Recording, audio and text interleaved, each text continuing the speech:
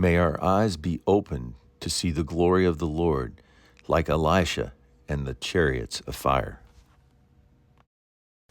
Top of the morning to you. When we consider who we are in Christ, with the mind of Christ and a firm determination to get to know God personally and more fully, we understand there are different levels of hearing things. You have hearing in the natural, which even has levels. For example, you can hear sounds which are audible, but there are subaudible sounds that our ears can't hear, but some animals do, like a dog whistle, or radio signals that can only be heard when filtered through a receiver then boosted to an audible level.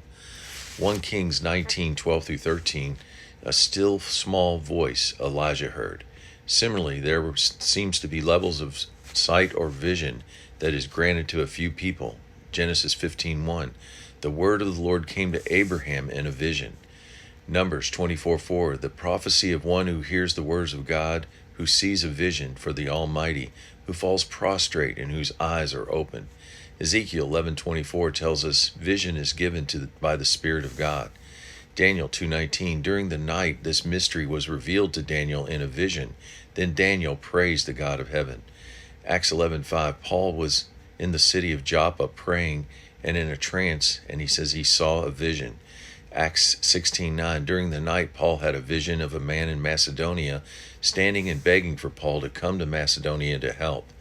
Jesus rebuked the teachers of the law and Pharisees in Matthew 23:25, saying, "You hypocrites, you clean the outside of the cup and dish, but inside they are full of greed and selfishness. Blind Pharisees, first clean the inside of the cup and dish, and then the outside will also be clean." Verse 28, in the same way, on the outside you appear to be people as righteous, but on the inside you're full of hypocrisy and wickedness.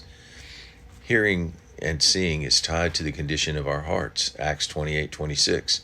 You will be hearing but never understanding. You will be ever seeing but never receiving. Verse 27 for perceiving.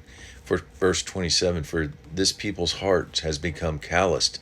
They hardly hear with their ears, and they have closed their eyes.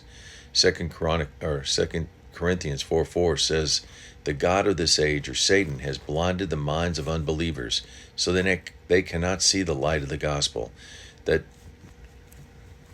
displays the glory of Christ, who is the image of God. 1 John 2:11, anyone who hates a brother or sister is in darkness. This darkness has blinded them.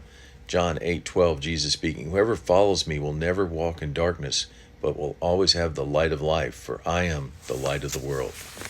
Words of encouragement. It's important for us to open our spiritual eyes so that we can see things like Jesus pointed out in John 4:35. Open your eyes and look to the fields. They are ripe for the harvest. Psalm 119:18. Open my eyes, Lord, so I may see wonderful things in your law. Or like Elisha in 2 Kings 6:17, when he asked the Lord to open the eyes of his servant so that he may see. And when it happened, he saw the hills full of horses and chariots of fire all around Elisha. Have a great day.